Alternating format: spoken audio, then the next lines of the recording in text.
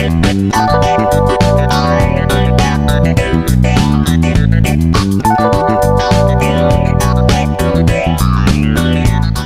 teman-teman, selamat sore. Kembali lagi di podcast Unyu Unyu.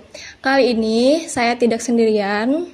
Saya sebagai host yang bernama Pujata Jahaya ingin menceritakan podcast inspirasi untuk kalian semua dan motivasi dan inspirasi untuk kalian semua di kalangan semua umur. Mungkin adanya mereka bisa memotivasi kalian semua. Dari cerita-cerita mereka mungkin ada yang berpengalaman dan yang pernah mengalami, bisa sharing-sharing juga di podcast kita. Dan saya mengundang teman sebaya saya di sini, mana tahu kalian juga ikut masuk dalam cerita mereka. Kita undang mereka berdua di sini. Silakan masuk.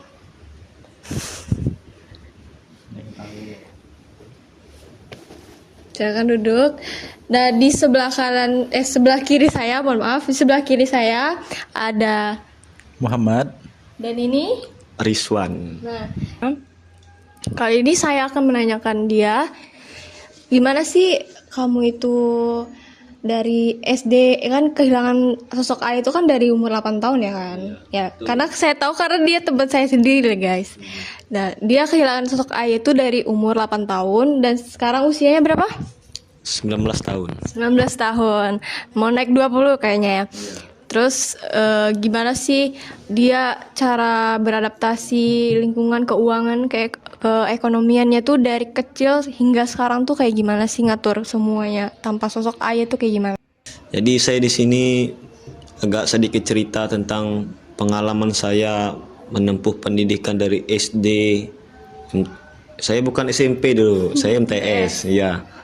SMA-nya Madrasah Aliyah. Jadi saya pas SD itu saya ditinggal ayah sejak umur 8 tahun. Pas saya mau naik kelas 2 SD.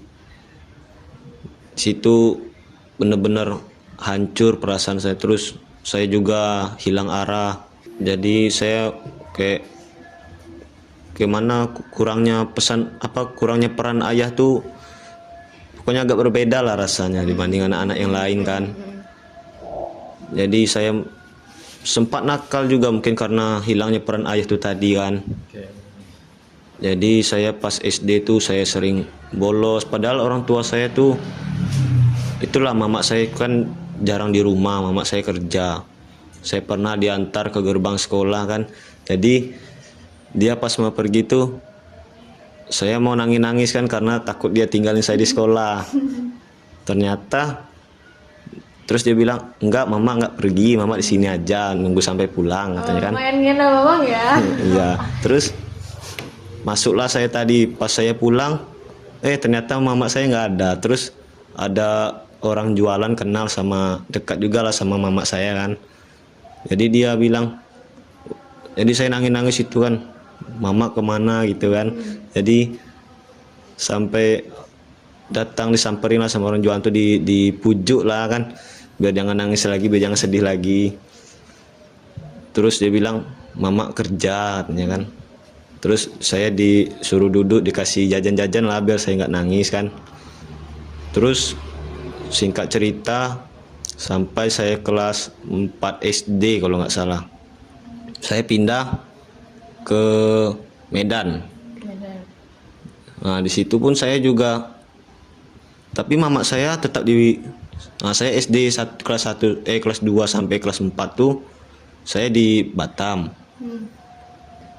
Kelas 4 semester 2 saya pindah ke Medan. Cuman mama saya tetap di Batam. Jadi saya tinggallah tempat saudara saya kan. Di situ pun sama juga.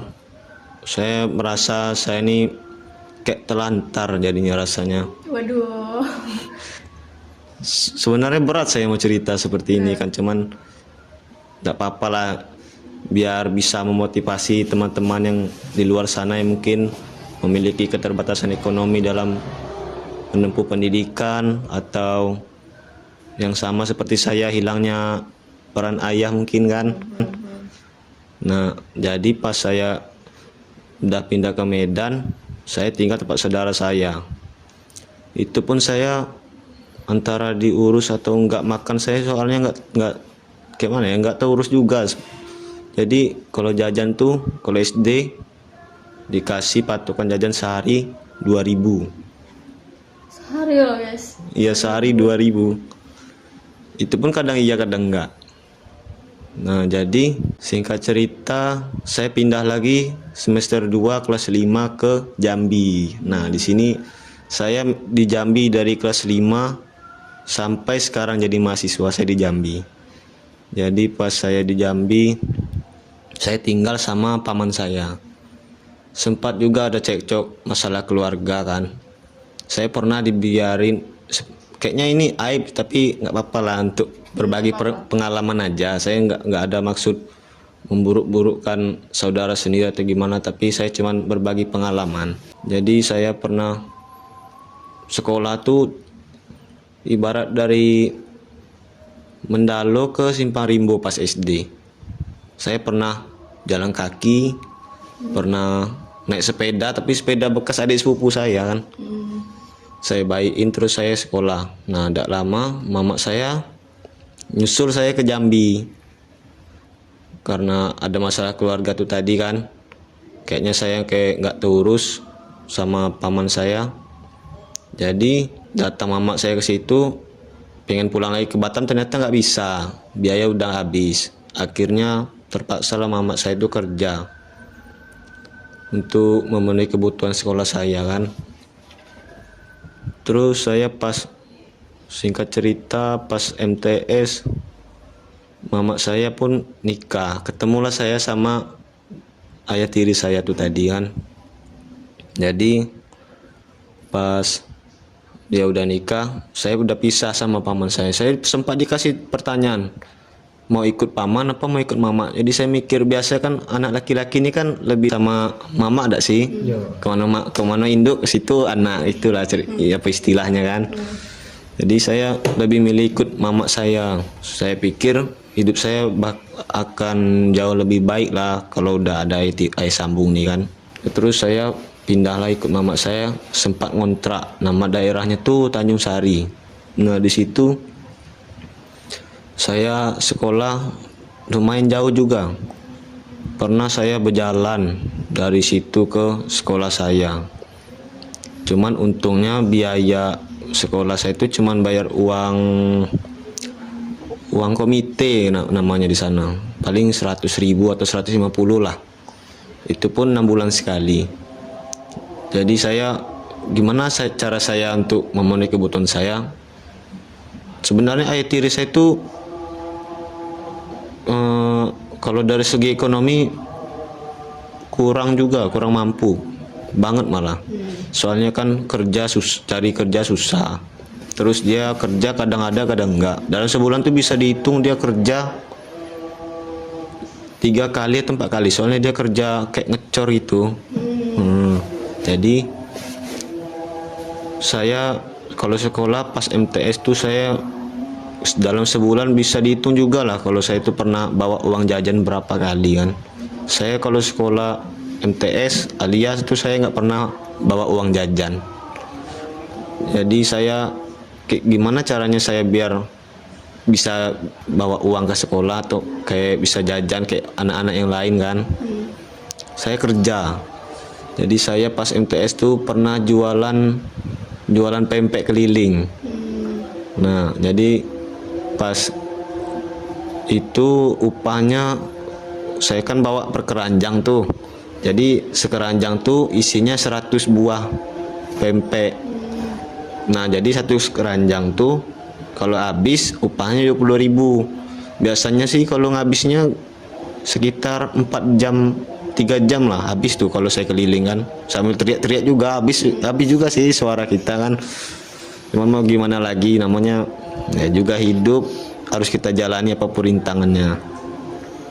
Jadi saya jualan, dan juga orang tua saya itu kan di daerah saya ada pasar Jumat.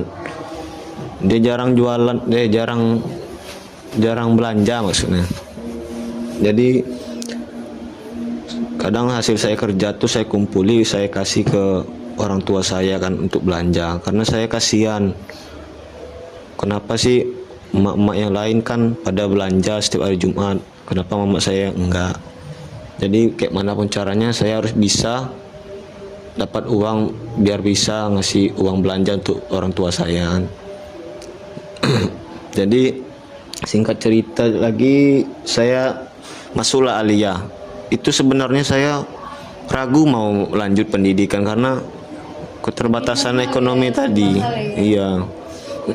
Jadi saya cari tahu, rupa-rupanya di situ ada beasiswa untuk anak yang bisa dibilang anak yatim lah kan. Jadi saya cobalah masuk dan ternyata saya lulus. Saya gratis SPP sampai tamat, alhamdulillah. Jadi pas saya nempuh pendidikan aliyah tuh banyak juga sih rintangannya, cuman alhamdulillah saya dapat kawan-kawan tuh baik-baik semua kan. Ya, jadi kalau sekolah tuh adalah tumpangan. Kalau masalah jajan kadang, nah kalau pas aliyah nih agak sulit kerja soalnya jam pulangnya udah kesorean banget kan. Kadang jam 5:30 udah di rumah, kadang jam 5 lewat. Karena kami tuh pulangnya habis asar. Itu pun masih ada mata pelajaran. Jadi pas saya sekolah aliyah tuh, cara saya mendapatkan uang paling kerja-kerja part time. Seperti misalnya kan di depan rumah saya itu kan ada toko. Terus ada orang agen-agen air minum, kan ada tuh yang bawa bergalon kayak Artes ataupun Le Mineral. Nah itu saya juga pernah bantu-bantu ngangkat-angkat 3 galon itu, dapat upah sekitar 20 atau 30, lumayan lah untuk jajan. Iya, cuman jarang-jarang sih orang tuh datang, kadang seminggu sekali, kadang 3 minggu sekali. Nah, jadi ya seperti itulah perjalanan saya sampai iyalah saya tamat. Saya sempat nganggur setahun karena saya bingung mau kuliah atau tidak, karena balik lagi ke masalah ekonomi kan. Saya walaupun ada sambung pun, kalaupun dia berkecukupan, kayaknya kurang minat untuk membantu. Kalaupun mau mungkin maulah sedikit-sedikit kan. Jadi